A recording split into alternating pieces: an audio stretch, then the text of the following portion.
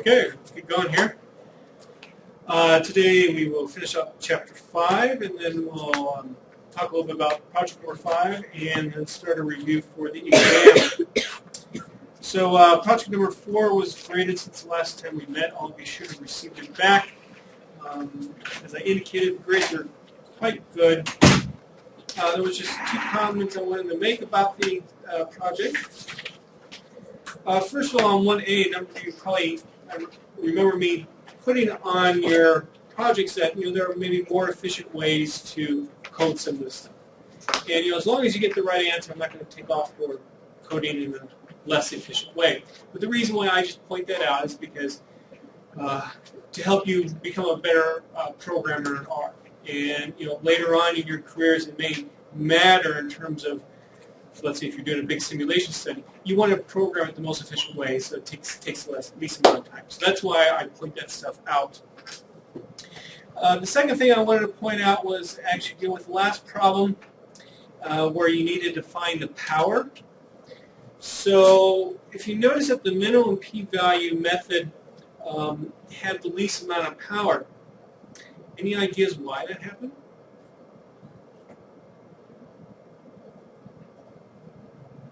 Do you think it always will happen? I think in the paper you said that if there is something like the independent, non-independent squares with a lot of pairs, and something, and if it doesn't, then something else. Kind of, yeah. Yeah. So what's happening here is notice that we have SPMI basically violated in 4 different places. Actually, all possible places. So W1, Y1, W1, Y2, W2, Y1, W2, Y2. So 4 different places is violated. And, think about how this X square S statistics actually form. It's formed through taking a look at, one pair, looking at another pair, looking at another pair, and adding them all up. So you would think that if there's some kind of violation, if you have 4 different violations, it's going to be able to pick it up better than a particular statistic that's based upon just looking at one, the middle. So what will happen then is if I were to look at a situation where maybe only one pair of the Y's, this will erase for me, if only one pair of the W's and the Y's were violating SPMI, basically, the reverse thing would happen here, where the minimum p-value would have the higher power than the other 2.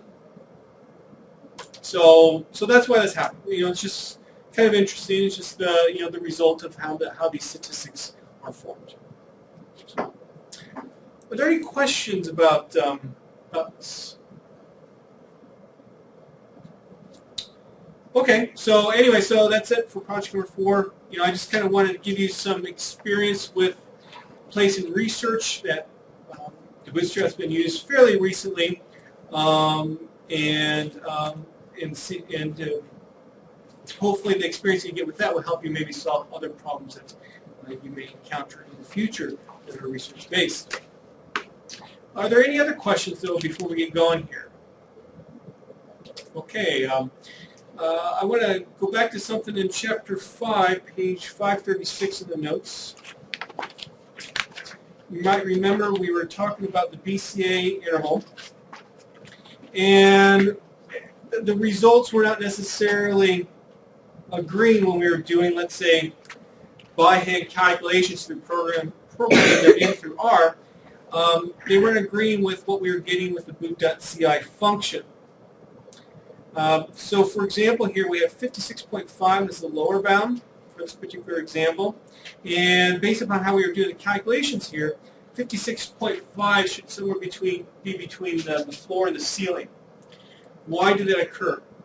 The reason why that occurred just comes down to how R is doing its calculation, which is just a little bit different from how it's presented in the book. Specifically, right here,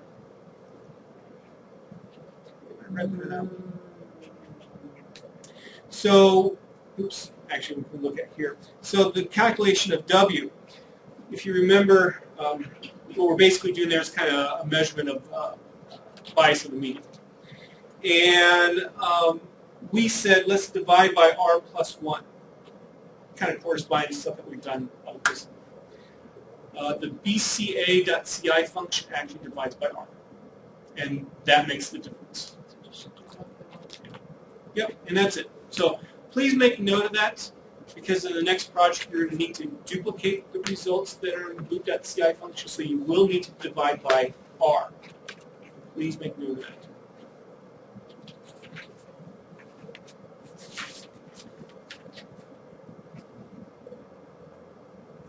Okay, so let's see now. Let's go to page 541 now.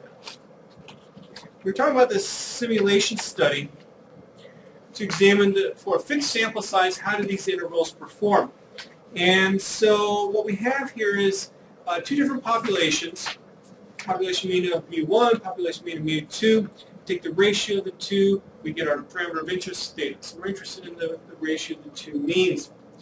And our populations are characterized by gamma distributions, where one has mu1 equal to 100, one has mu2 of 50. So theta, the true value of theta, is 2. And we like to examine then the true confidence level or the coverage of these confidence interval procedures. But what we're going to do is form one-sided confidence intervals to do this. And the reason why we're doing one-sided versus two-sided, it allows us to determine where the interval is missing, which side, or both. And so what we're going to be looking at is the proportion of times that theta is within a, let's say, left-sided interval. The proportion of times that theta is in a right-sided interval. Simulate 10,000 different data sets for each of the gammas, and we're just going to look at a sample size of 25 for our little investigation here. And we looked at this interval that's based upon asymptotics, in terms of we had to use a central limit theorem argument and then a multivariate delta method argument to come up with an interval.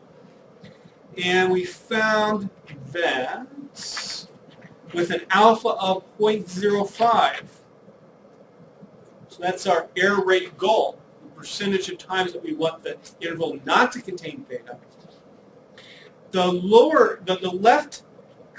left-sided confidence interval had an error rate of 0.014, meaning that 98.6% of the time it did contain theta. So while that's nice, it's higher, it's still off from what we want, what we specified. And then the right-sided interval had an error rate of 0.1. So again, the goal is 5%. So it's missing 2 often. And we also looked at, well, what would be then the estimate of the expected length. So we just took the upper limit minus the lower limit for every single interval calculated, took the average of those, and one gets 2.097. Okay. So now let's take a look at just one of the bootstrap intervals, and then we'll look at all the results that the authors present. And we're going to simply just use the basic interval here. Now, the first thing I need to do is, well, let's do the calculation just for one simulated data set to make sure that we get it right. So my data for all the samples from population number 1 is in a matrix called Y1. And the first row of that matrix will be the first sample size 25. So I'm going to put that in a data frame with also another variable called pop for population. Do a similar thing for Y2, which contains the samples from Y2. Put it in pop equal 2. And then R binding together, and that's going to be our set 1. So this is how our data looks. So the reason why I'm doing this is just to emulate stuff that we did in Chapter 3. At the very beginning, when we had multiple populations from which a sample comes from. And so then I need to use the calc.t. I'm going to write a calc.t function that does the necessary calculations of our statistic of interest. So this is very similar to what we've done before. I just pass in my data, pass in the indices. get my data, if it's a resample, for example, use the tapply function to apply the mean function by population number, puts it in y.mean, and then just take the ratio of the two means and get my statistic of interest. So for the first sample, I get a t of 1.96. Remember, theta was 2. So that makes sense. So let's do the bootstrap then. So this is actually kind of a nice review from for the test too. So I use the boot function. Everything is as usual. Statistic equal calc.t. We're going to take just 999 resamples. Sim-equal ordinary for non-parametrics resampling. And then we need to remember to put the strata arguments. Say resample within population number. I get the results output in boot.res, then call the boot.ci function. Note the boot.ci function actually finds two-sided confidence intervals. And suppose we are interested in, notice how I put this in blue here, just for emphasis. Suppose we're interested in a 95% two-sided confidence interval. So that means essentially we're going to get two 97.5% one-sided intervals. Let's make sure you understand that. So my lower bound is 0.93, upper bound is 2.66 with the boot.ci function. And notice 2 is inside there, so hey, it worked. At least for this one sample. Any questions? So now all I need to do is repeat this process over all of our simulated data sets. In situations like this, and I think we've run into this before, it's always good to try things out for a small number of data sets to see how long it's going to take. So I tried it for 10 data sets. It took 0.15 minutes to complete. And I projected out for 10,000 simulated data sets, how long would that take? 2.5 hours. I didn't really wait that long. So I said, okay, let's just work with the first 1,000. And so that's what I did. Here's my code. I'm going to create a matrix that saves my confidence intervals for every single simulated data set. So that outside of a for loop, that's where I do my actual calculations of coverage. Notice I don't do it inside the for loop. That's less efficient programming. By doing it outside, I take advantage of the fact that R does these vector calculations really quick. So just the reason I bring this up is a number of you, in the stuff that you were doing for the project before, you were doing a lot of these kinds of calculations inside the for loop, one at a time. That's a lot less efficient. Okay, I start the clock with proc.time, and then I do a for loop where I just loop over all my data sets, and same code as before, except for notice here for confidence level I put 1 minus 0.1. The reason being is because corresponding to what we were doing in the previous example, we're actually doing one-sided 95% intervals. And next year when I update my lecture notes, I'm going to actually change this so that I get two 95% intervals rather than one 95% two-sided to avoid confusion. Hopefully that just didn't confuse you right now. So anyway, I put the results then one row at a time into my matrix save.basic. I stop my clock. It took 25 minutes. And then I do my calculations of how often my interval missed. The lower bound. My goal is 0.05. I get 0.003. So theta is almost always above that lower bound. My upper bound, or upper limit, again, my goal is 0.05. I get 0.15. Not good. So I'm missing it too much. So 15% of the time, theta is to the right of my upper limit. And these results are very similar to what our authors got to in their simulation study. Now let's look at a comparison of all these particular methods. So I just illustrated how to do two of them in a simulation setting. And that's enough, I think, for you to have an idea then how to do the other ones. Now it's a little bit blurry there. It's not blurry on my screen though. I guess if we're blowing it up with the projector, at least it looks a little blurry up here. I don't think it's blurry though in the notes. So this is a table directly from the book. And what we have here on the columns is we have information of, do I do a 99% interval, a 97.5% interval, a 95% interval, or a 90% interval. All of them are one side. So the lower limit means a left-sided confidence interval. Upper limit means a right-sided confidence interval. On the rows, then, we have the particular confidence interval methods. And for each method, we have two rows for them, one for a sample size of 10, one for a sample size of 25. So let's just take a look at one example so that make sure that we understand what's going on here. Let's look at 2.5 for a lower limit. So in other words, 97.5% interval. And we'll look at the normal approximation, sample size of 25, and we have 0.5. Meaning that theta is to the left of this lower limit only 0.5% of the time, when we want 2.5% of the time. So the interval is not working as intended.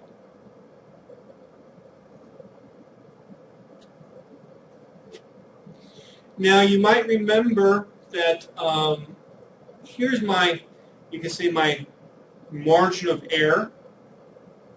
So if I, for these alpha levels here, put that in there, and you get a range. And this range gives you a general idea of where these error rates should fall within if the procedure is working. If it's not working, it will be outside this range, generally speaking.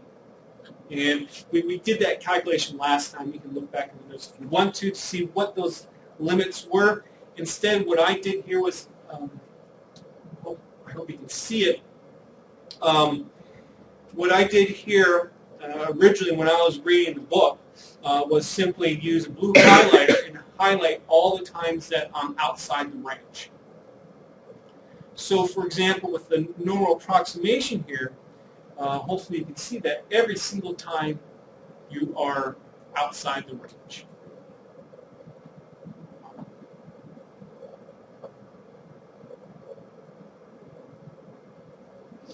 Now notice here with the upper limit, at least with the upper limit, what's happening is the sample size is increasing. Are you getting better or worse?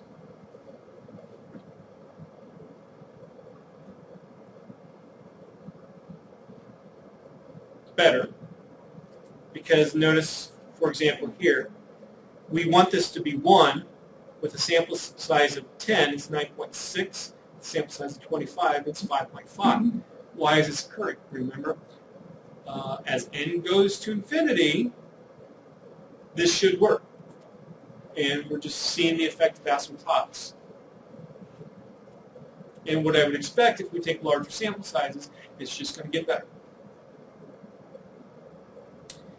Take a look at the exact interval. Notice none of them are colored in blue.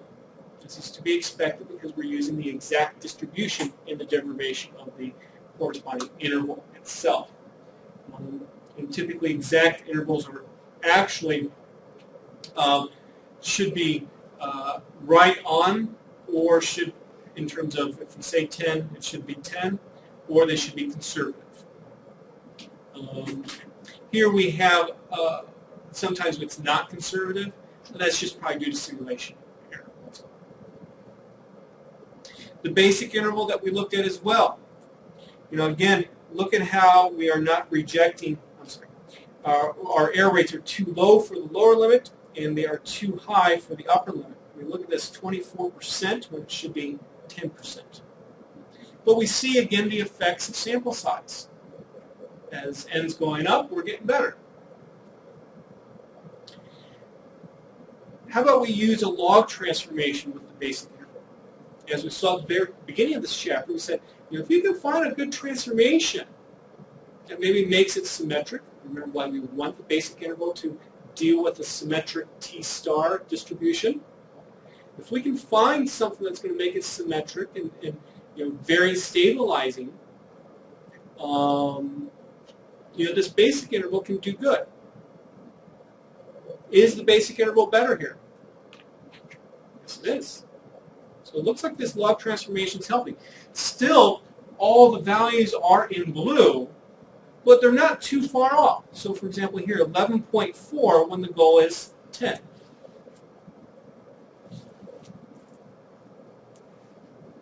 Let's jump down to the percentile interval. Remember what the percentile interval does. It automatically finds the correct transformation supposedly for you. Okay? Now look at the percentile interval compared to the basic interval using the log transformation. They're quite similar. Again, that's to be expected. If, of course, you're using a good transformation with the basic interval. Also, take a look at here. We do have some that are not highlighted in blue anymore, indicating, oh, yeah, it's starting to do good. How about the BCA interval? Supposedly this is supposed to be better than the percentile interval. And if you compare the BCA to the percentile, generally speaking, they're doing very, very similar. Sure, we have now a few that are in blue, but it's not necessarily that much worse. What do you think of the studentized interval? Remember, BCA and studentized should typically be the best always. And you look at that. We have all of these without being colored in blue. Let me do some erasing because this is starting to get cluttered.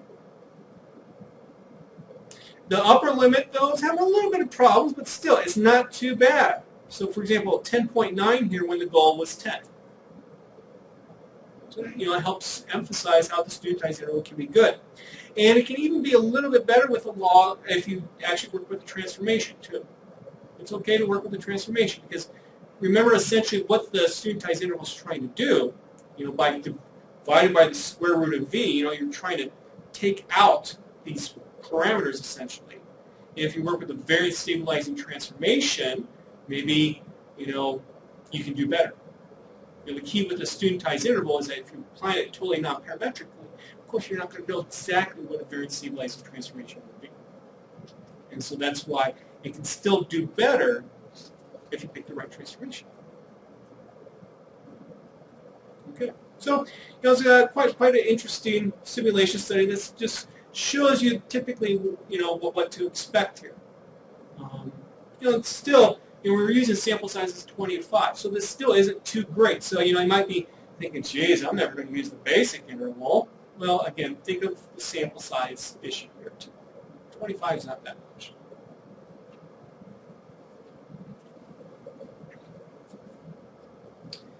Okay. Are there any questions? So, whenever you do a big simulation study like this, and I would expect most of you will be doing it for a dissertation, this is nice, a table list, but, after all, most of us here are statisticians. So, do you think statisticians would have a better way of summarizing data? Because this is data here that you're presenting in a table format. So what one could do instead is to use trellis plots. We talked about trellis plots, I believe, a little bit earlier in the semester. And so what I did was I just simply programmed, or I typed in all that information in that table, and I did a trellis plot. This trellis plot actually was done in S+ when I first taught this course back in 2006. The reason why I did an S+ versus R is The one advantage that S Plus had over R was that it had a nice graphical user interface to make plots with point-and-click methods. So all I had to do is imagine this table information in the spreadsheet. All I had to do was like drag columns and drop them into a plot. It's a plot, like a graphics window. It was really nice. And in fact, you could then copy the plot, drop it into, let's say, a program editor, and voila, there's your code. It will be a long set of code because it has a whole bunch of options that you wouldn't need, but you can still do it. You can do these plots in R2, and it's been on my to-do list to make this an R plot instead.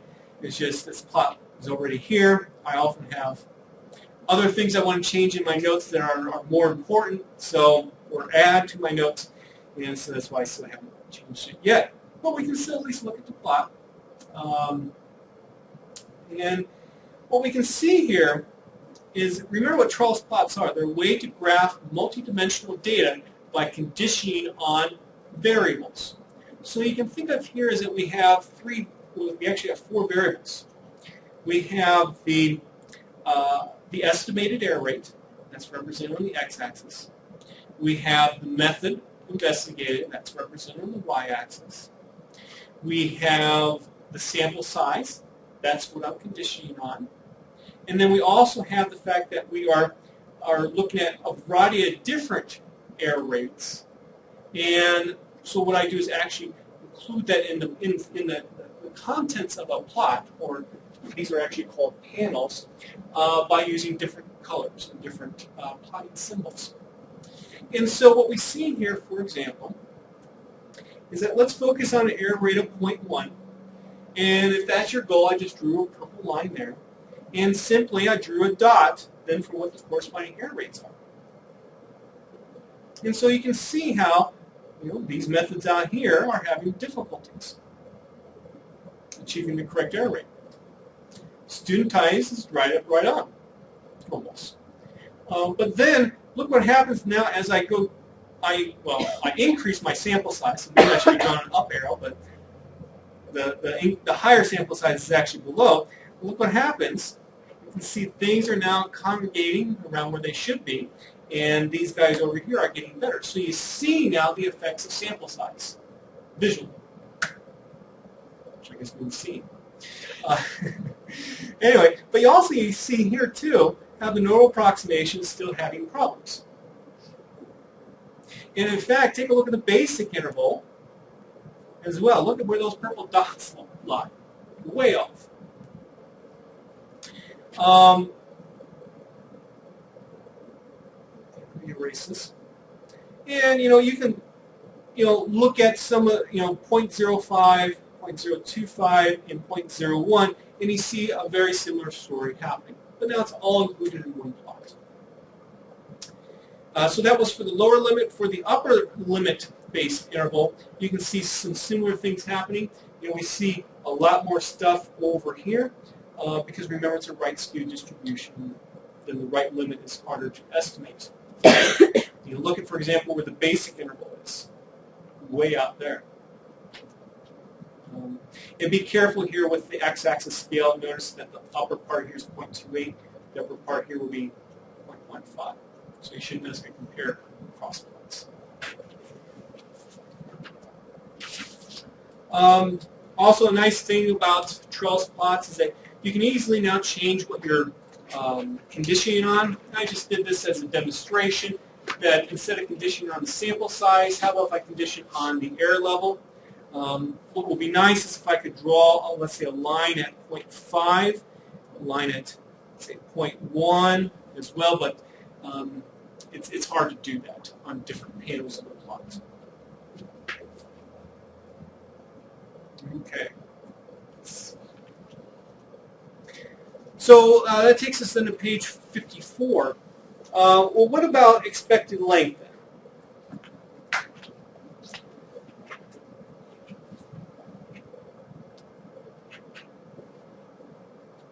Well, how about we take a look at the plot that's in the book? So if you could turn to page 232.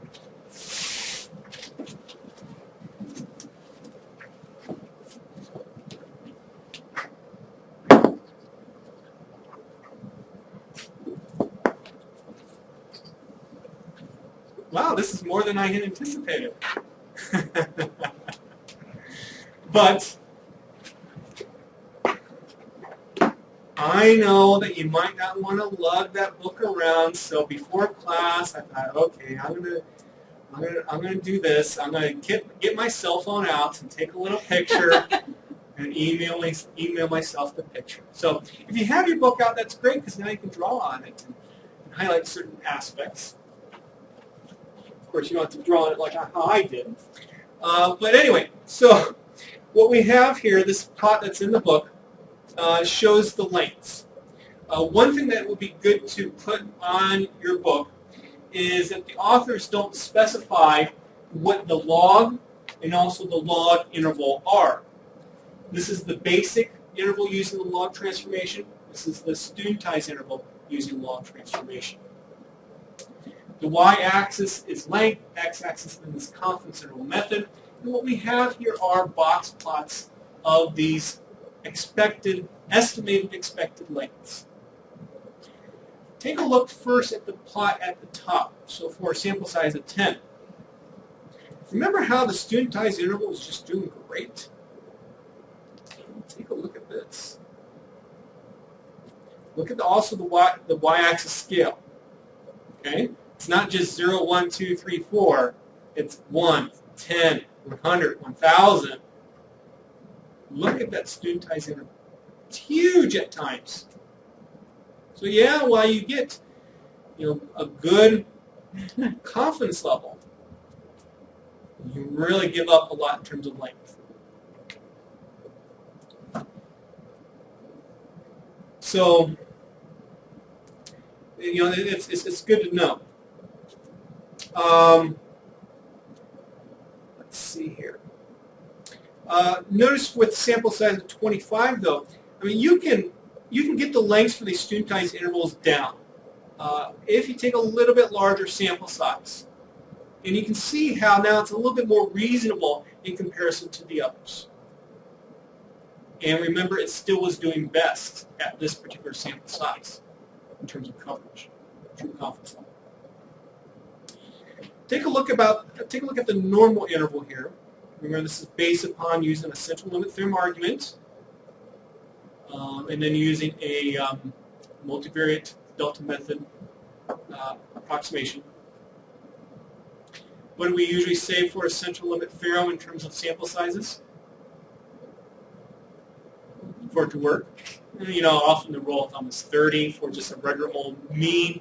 Obviously, we don't have just a mean here. We actually have two means, one divided by the other. Take a look at that interval, but especially take a look at where the median is. I'm not drawing it very well. This line at, and I should have mentioned this before, that dotted line at theta. So look at that the median, I'm sorry, excuse me, what? That is not theta. What is that line? For some reason, I don't remember.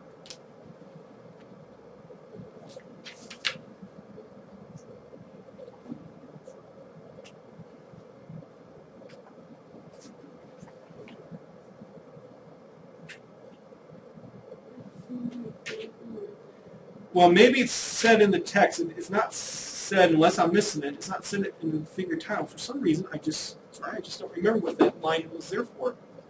I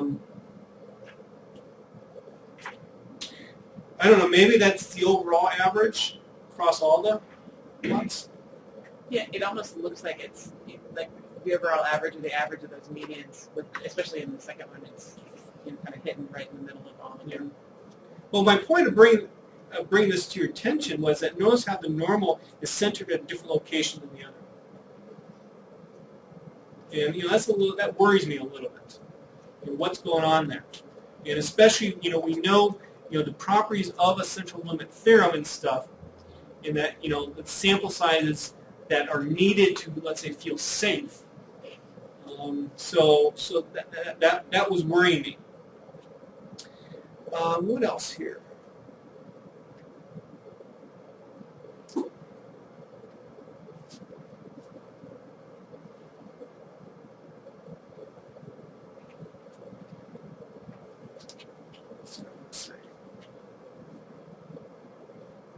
Well, the main thing is, I think, to get out of this is that what's happening with the student types. That worries me. That, even though if it might do well with a sample size of 10 compared to the rest, I wouldn't use it. It's just too long. Okay. Now, thank you for those of you who took out your book or shared it.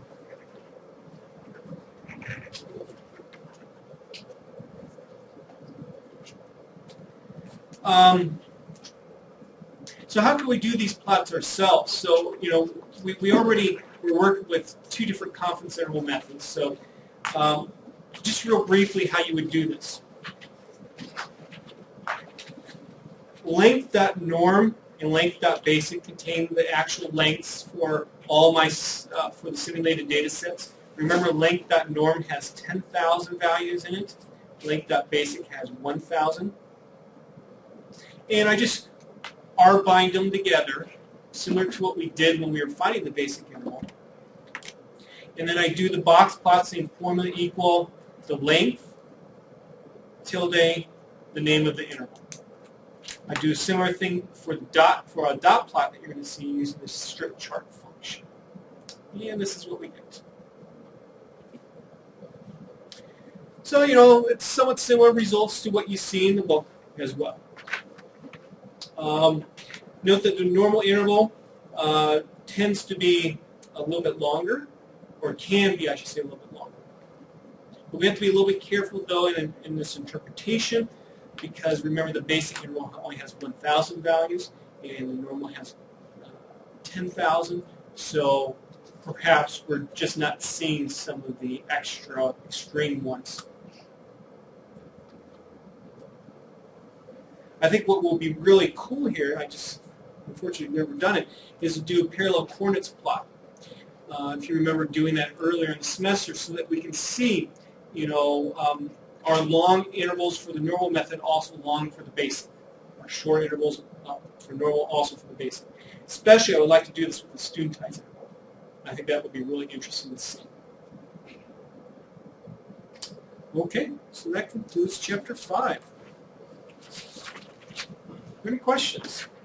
How do you go one size intervals using the function? Yeah, thank you for bringing that up. So you were talking about this is we were actually using one-sided intervals before. Obviously, I'm not graphing infinity here, and this isn't said very very well in the book either. Unfortunately, I forgot to say, and I just made them into two-sided. Okay, so I just took the 2 points.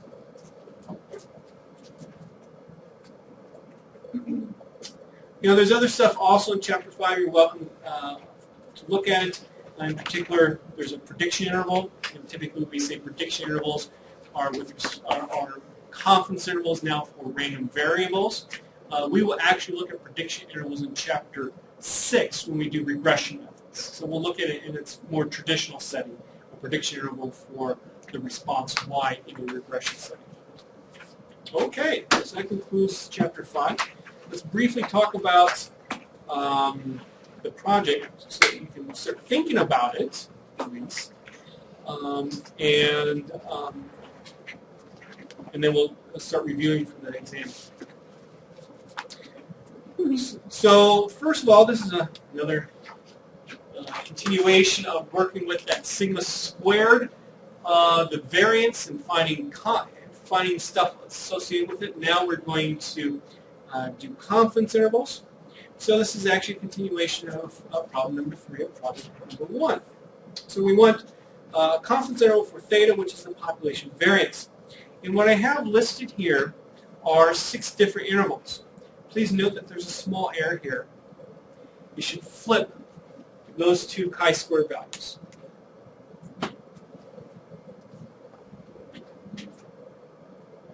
So it's just the standard normal base interval that maybe even some of you have taught in some of your classes.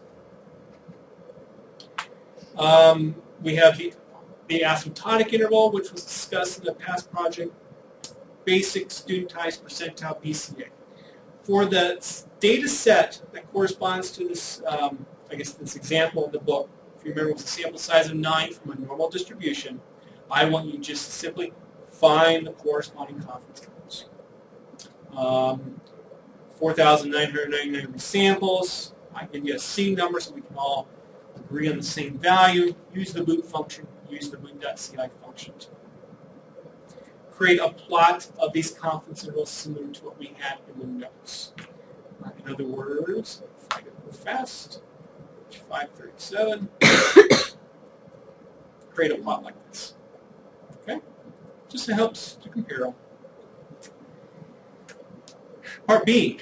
Now I want you to find the BCA interval without using the boot.ci function. So, similar to what we did in the notes, but not exactly. You're going to need to find W. You're going to need to find A. Find the corresponding, the numerical ordered values that you need from T star. Find what those are, and you'll know when you get the correct answer because it should agree with boot.ci. Part C, construct. When you say agree, like exactly, or is there a possibility? Similar to what I was kind of discussing, it should be in between. So I don't want you to actually. I thought I said that there. Yeah, do not use interpolation because they actually use interpolation if you have, let's say, if you're looking for the 10.5 order value. So we could do a floor and a ceiling. Yeah, do a floor and a ceiling. And then yeah, their value should be in between our floor. That is correct. Okay. Thank you for Part C, construct a histogram of the T-stars and demonstrate to me how the percentile interval is simply found. Part D, this kind of corresponds to something we were talking about in the last class. What you will see when you do these calculations is the warning message, some BCA intervals may be unstable. Tell me why that's occurring. Reference our previous discussion on it. And then also, tell me what function actually prints that. I kind of gave you a hint last time. I'm glad I didn't tell you exactly what it was, but I kind of told you what the name probably would be. The key thing is print. Okay, so that's problem number one. Now number two, let's do some simulations to see how well, now for sigma squared, how well these intervals work. So let's simulate just 500 data sets. Sample size of 9 from a normal distribution. Let's set mu and sigma to be what they are actually observed for the previous problem's data.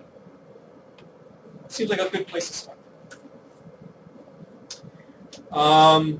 So display the first simulated data set for me, just so I can confirm that indeed that you simulated just the way that I did. Then part B, for each data set, calculate the 6 intervals, and then find and estimate the true confidence level, and find the estimated expected length for each interval. Use alpha 0.05. Notice we are doing two-sided intervals here. And just simply summarize your results in this table and discuss your findings.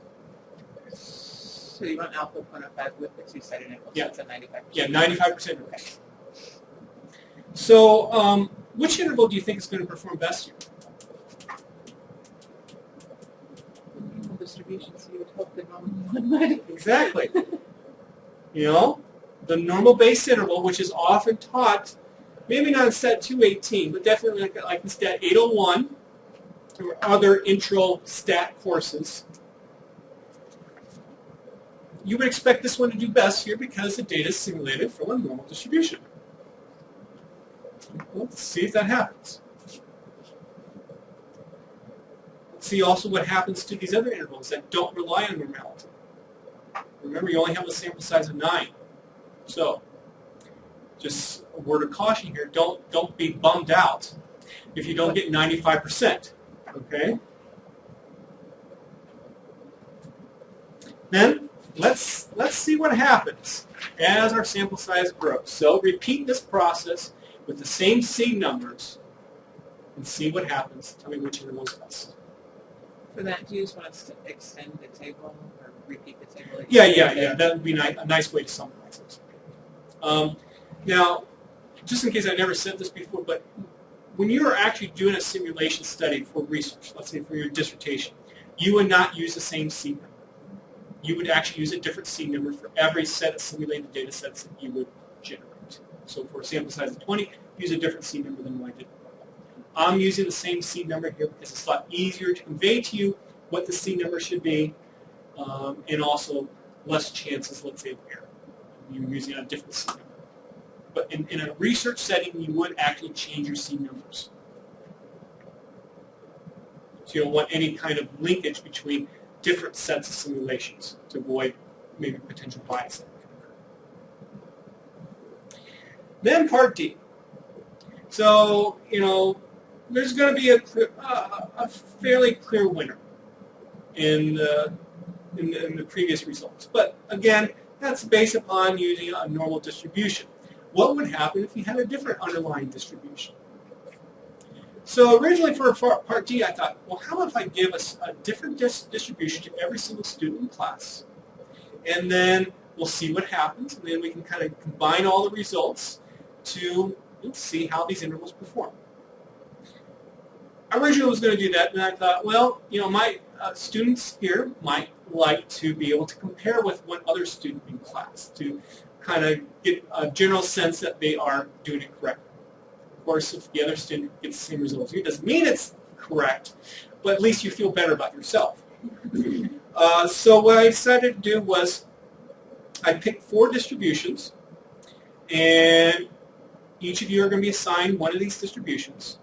There's 9 of you here, so 2 people per distribution, where one distribution is going to have 3. Okay?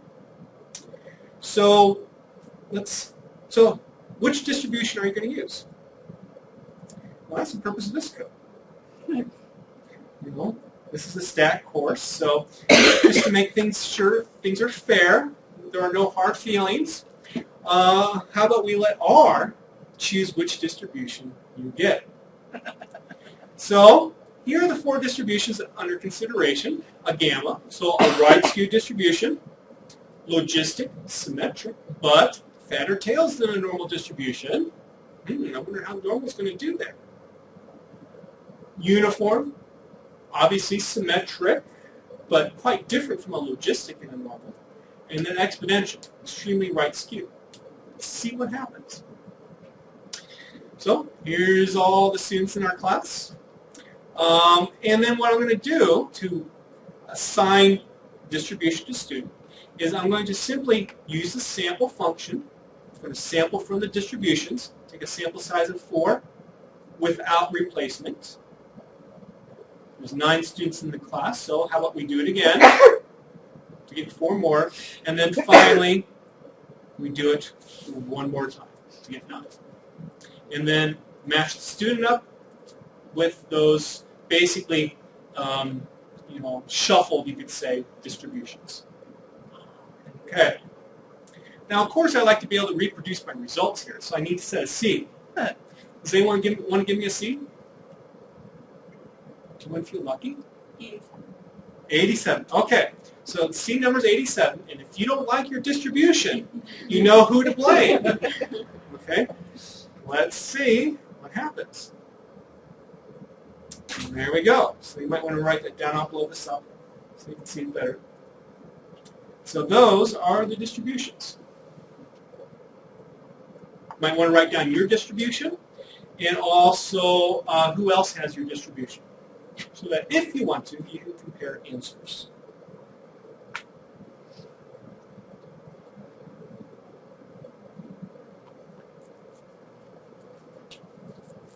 Okay, everyone got it?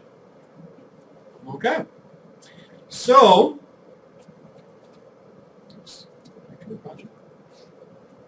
what are your parameters then for your distribution?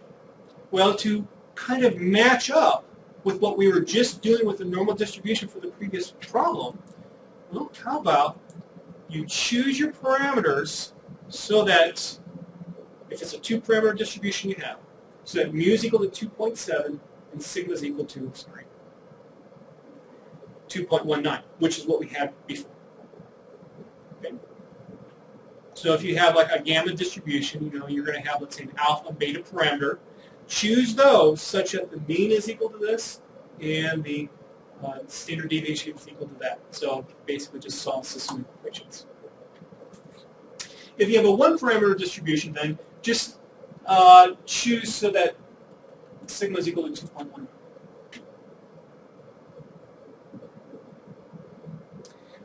Show me the little derivations that you did then to find your corresponding parameter values, plot the distribution, and also make sure to include some kind of verification that your data was simulated correctly. Do this for all the particular sample sizes, 9, 20, 50, 100. So we can do comparisons to them.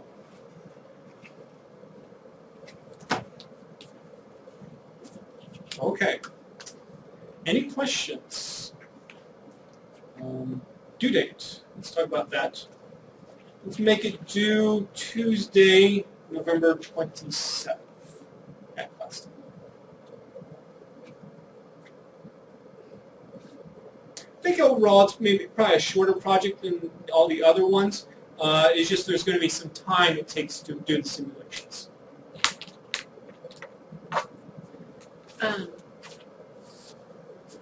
You would imagine that, say, the first problem of it would be helpful for reviewing for the exam, perhaps, since it's finding the confidence intervals. Yep. Yeah, I agree. I mean, the idea of simulation is still fair game for the test. Right. Understanding. Obviously, we can't run a 2-hour simulation in class, though. So. Yeah, that's right. I'll give you a 2-hour simulation to do during the test, and it's not my fault if you don't finish the test on time. No, that'd be nice. Anyway, so let's talk about the test now.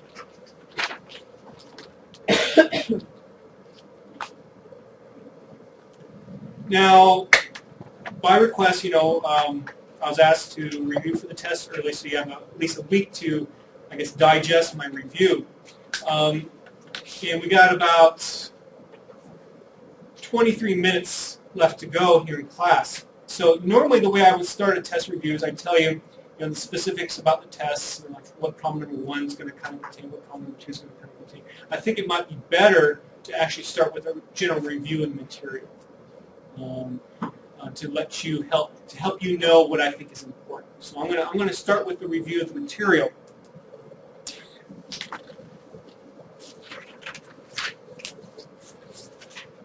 So the test is chapters 3 through 5. But remember, there was a little bit with chapter 2 and the double bootstrap that did not make it to test number 1. So that is fair game as well. But if you remember, chapter 3 talks about the double bootstrap 2, and it pretty much contains all the stuff that we did in chapter 2. So if you want to look at chapter 2, it's up to you. Just make sure you understand the double bootstrap and how it's discussed in chapter 3. So, chapter 3. The first thing that we did was, let's look at now the stuff that we did in chapter 2, but in terms of multiple populations. So it's just kind of extensions. And in particular, we looked at the non-parametric delta method. How does that extend? And of course, with the non-parametric delta method, you need to understand how to find the influence function. You need to understand how to find the empirical influence values. And the extension is not too bad. You just need to know how to take the derivatives properly.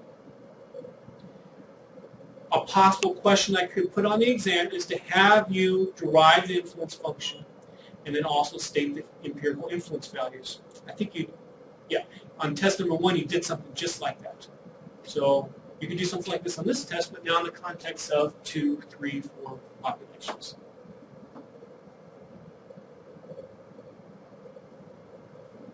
So derive and also understand how to do the calculations as well in R. So then we talked about, well, how do you do resampling in this situation? Well, the goal or the key thing is that you need to resample within populations, essentially. So if I have data from 2 populations, samples from 2 populations, I sample within, I do my resampling within sample number 1, and then I independently do my resampling from sample number 2. in terms of actual implementation with the boot function, if you remember, there was a strata, and we saw this earlier today, a strata argument that allows you to do resampling like that. You know, a very easy mistake to make is to forget the strata argument.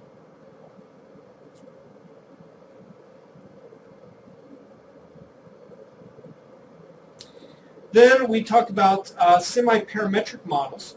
So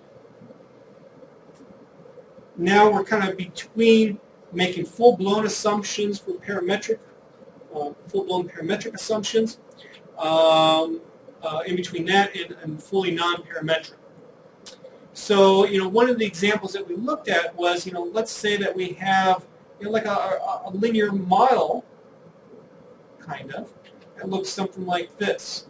Y sub ij is equal to mu sub I plus epsilon sub ij. Well, how can we, where epsilon, and the key thing is this, epsilon ij is distributed mean 0, variance 1. Not necessarily normal, just I'm specifying a mean and a variance. Now, the reason why you want to consider something like this is that what you can do is take advantage of this common distribution when you're actually doing the resampling. Because otherwise, you can think of this as, let's say, having, you know, multiple populations. If you think of mu I as a population mean. But since we have this common, let's say, error term, we can take advantage of that and take our resamples with respect to that. This is going to play an important role then in Chapter 6 when we look at resampling for regression models.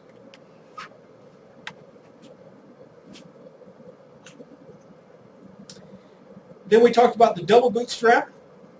There was two different things that we did with the double bootstrap. Go to a new page. The first, we saw that how it could, you know, be used to get a better estimate of our bias. So back in Chapter 2, we saw how we can come up with a bias-adjusted estimator. You know, that's nice. But of course, that this involves actually a statistic, this bias adjustment. And maybe our statistic that we get from there is biased as well. So maybe we could do a second, let's say, layer of bootstrapping to adjust the bias of the bias. And so, you know, we looked at how to do that. Make sure you understand in this kind of a context then how many resamples are actually needed. R times M plus R.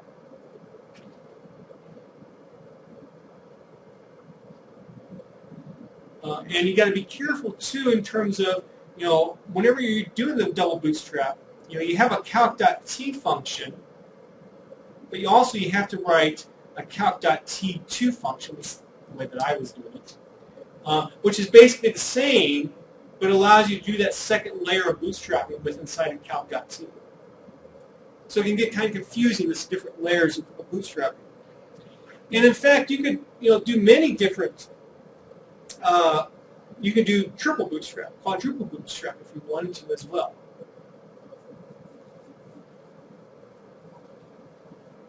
There was a good example too in this section regarding the usual bias estimate of the variance, where you didn't actually need to take resamples. Then we also talked about using the double bootstrap to help us understand our variance. Specifically, you know, we're very concerned about having an unstable variance, meaning that if I have, let's say, theta on my x-axis, the variance of t on my y-axis, and for various values of theta, maybe I could come up with what my variance of t is. And if I see something like this, we can see that the variance of t is a function of theta because it's changing. Now the problem, especially in a fully non-parametric context, is that you don't have a closed form expression often for the variance of t, or it's not necessarily going to be obvious to you. Is it really dependent upon what theta is?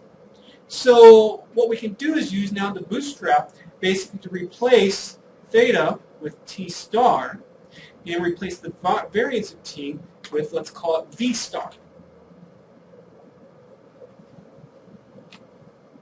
And do a plot then for every single resample. Do a plot like this. This V star though comes about through the double bootstrap. And trends that we see in that plot lead you to think about potential transformations that one can make of your statistic so that you no longer have this unstable variance.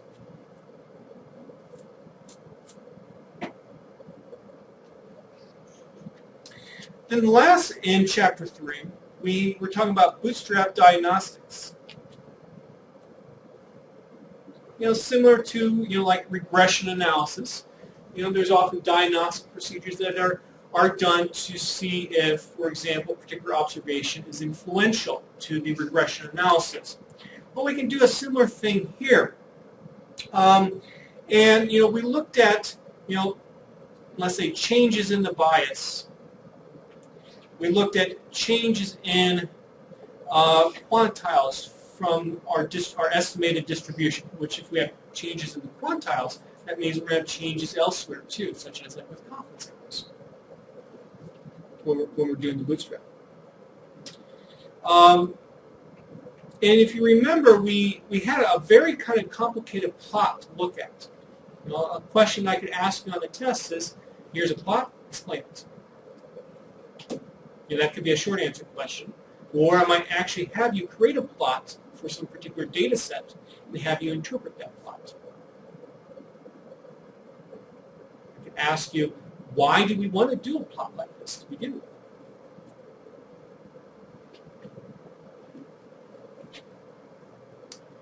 So that's chapter 3. Chapter 4 then was hypothesis tests.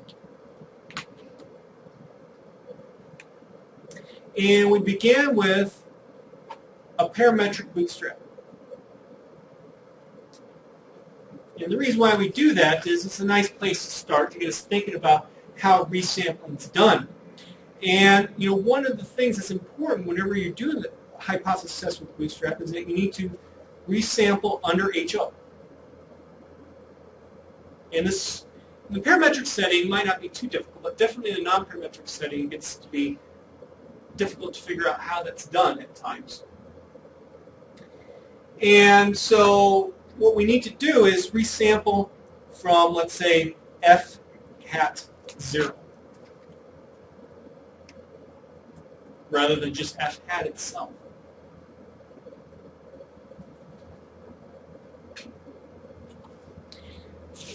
But the parametric bootstrap is not necessarily just a nice place for us to start to think about hypothesis. It can actually be useful too.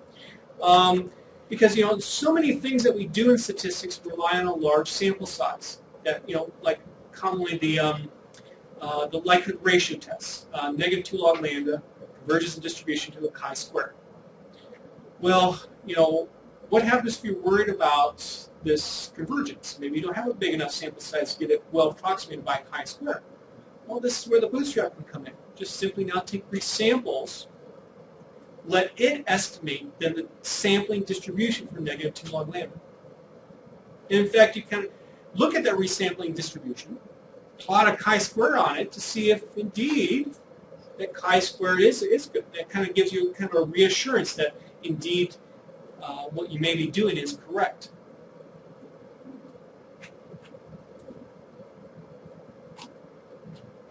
Then next we talked about the non-parametric bootstrap and doing the resampling, or doing the hypothesis testing. And again, remember, resampling under HO is not necessarily always obvious how to do that.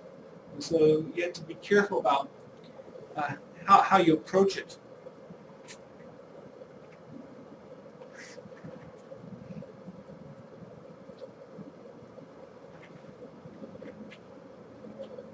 So obviously make sure that you're familiar with how to use the boot function in this particular setting.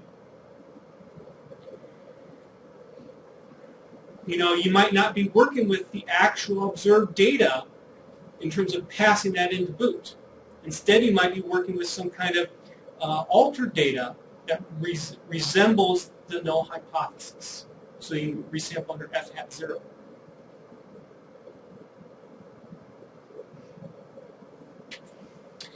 Then we talked about permutation tests.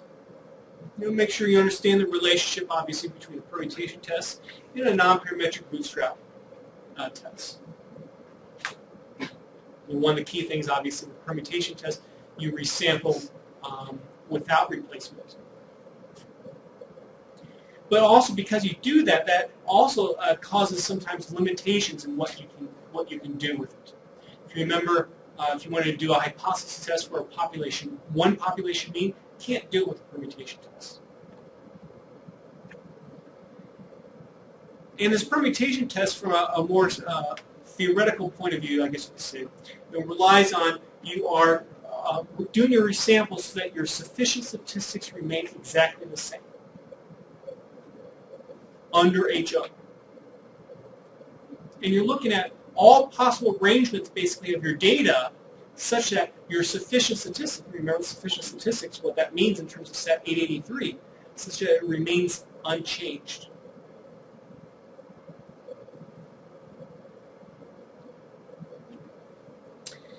Make sure you understand, obviously, how to calculate p-values then for the hypothesis testing these hypothesis testing situations.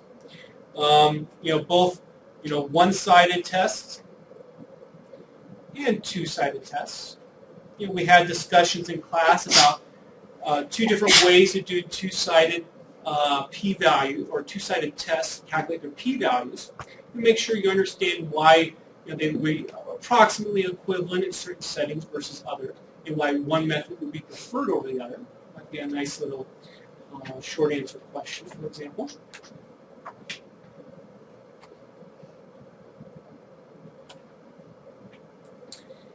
And that leads us then into Chapter 5. Obviously, confidence intervals. The first thing that we started talking about, other than just like a general review, was how a transformation can help. And we saw a number of examples, especially with the basic interval, or a number of places with the basic interval where this transformation does help. Think about again why it can help. That gets into understanding what the basic interval does, and also its differences with the percentile too.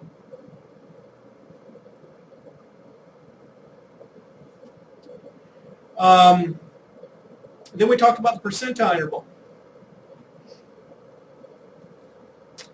Make sure you understand the motivation for it. It's quite an intuitive thing. Just take the corresponding quantiles from your t-star distribution. But also understand, of course, its derivation, so that you really understand why we are doing this and how it comes about. And this also then leads you to understand its relationship with the basic interval and the possible defects that the basic interval can have.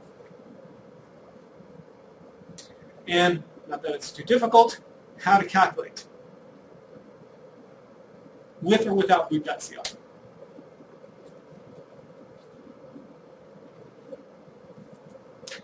This led us into the BCA interval. Why do we want to consider a BCA interval? In terms of kind of trying to improve upon the percentile interval. So understand its motivation, but not derivation.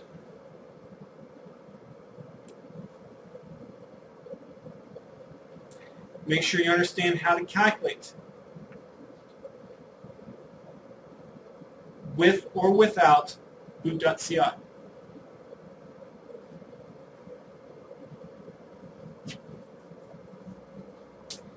Then the last thing that we did was then we talked about which interval is better. We just barely touched on more the asymptotic aspects, and we focused more on the simulation part. How could you determine one interval is better than the other? Examine coverage, examine expected length. That's how you can make the judgment. Understand the basic general properties that we saw in this simulation study that we examined in class. Those often hold true in other settings, such that the best student ties in BCA for coverage. You can do a good job with a basic with a nice transformation. Depending upon the circumstance, percentile may do good too. But then with the student ties, we have problems with length. Can have problems. So I don't want you to come out of this class saying, well, look at all these bootstrap intervals have problems with them. No, they don't always work. Well, nothing always works. But what these provide you is a way, without making distributional assumptions, to do a decent job as long as you have not an extremely small sample size. You don't get something for nothing here. There's not going to be some procedure out there that's always going to be 95% interval with a sample size of 2. Sorry, you need to take something larger. Okay. So that's all I had to say specifically about a review of the corresponding material. We got like 4 minutes left. Do you guys have any questions that you'd like to ask now, or just obviously hold off until next time and digest this?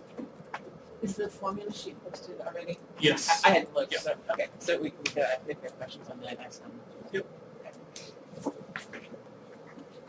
There was a gamma versus log normal example where hypotheses Yeah. were those two distributions.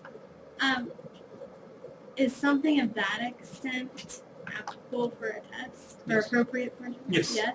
Yes, as long as I can put it in a way that it won't take you 2 hours to do. Okay. Okay? Okay. Is that something that often function? I believe Yeah. so, yes. So that's something that we could not do.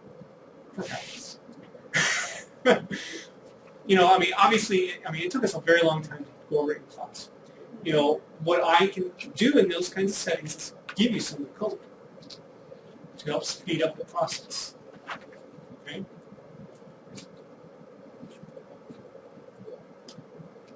Other questions?